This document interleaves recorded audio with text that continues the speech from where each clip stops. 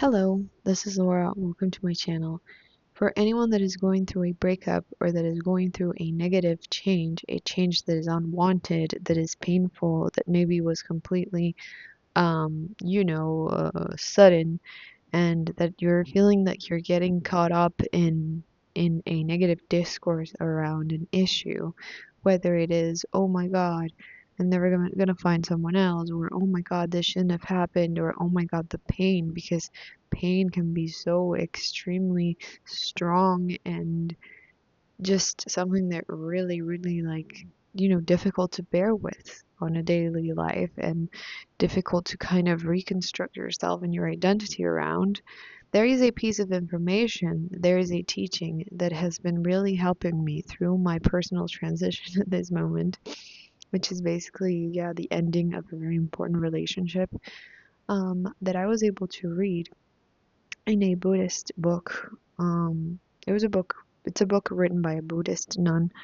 I think her name is Pema Chodron, and the book is titled When Things Fall Apart.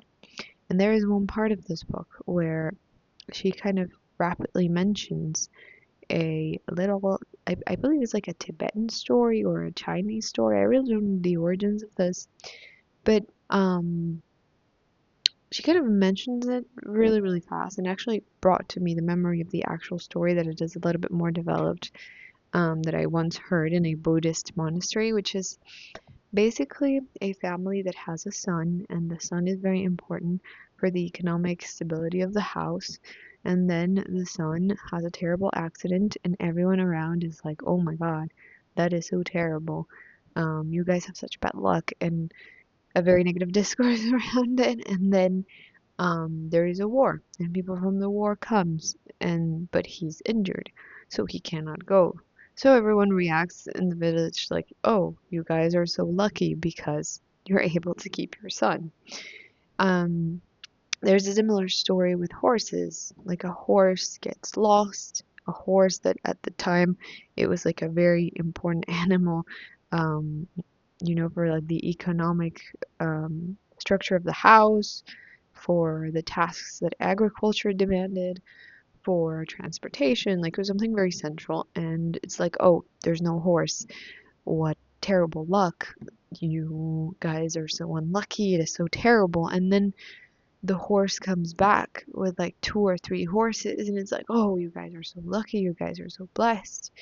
And what these two little stories illustrate is that sadly, but truly, and it is like a condition of life in itself, we will never know when something is actually going to be good or it's actually going to be bad, and it's completely unknown. You might go into a relationship thinking that it is going to be good for you, that it is something that's gonna kind of give you purpose and meaning for your life, and then it turns out to be the exact opposite. Vice versa, you might think that a terrible thing that is going on and that is destructing your life and maybe the way you think, etc., could be the exact opposite. Like it could be something that it's truly beneficial for your path in one or another way. And something that I've realized is that, it's very sad, but we actually do not have control over our lives and over what path that they take. So, for example, a very clear example of this is that, you might want to have, um, we would love to have like an abstract figure, like a person, like a path, something that we know that it's somehow going to be good. Oh, that is going to be good, that is going to be clear, that is going to be, as secure as possible. And we think that those, that there might be a way, there must be a way with clarity, where clarity and certainty will be 100% there. But the truth of life, and a truth that could be both very freeing and also that can create a lot of distress, is that we actually don't know. And let's just sit with that for a minute, okay? Let's just sit with that for a minute. We cannot fucking know. We don't know, and we can't know the results of our actions.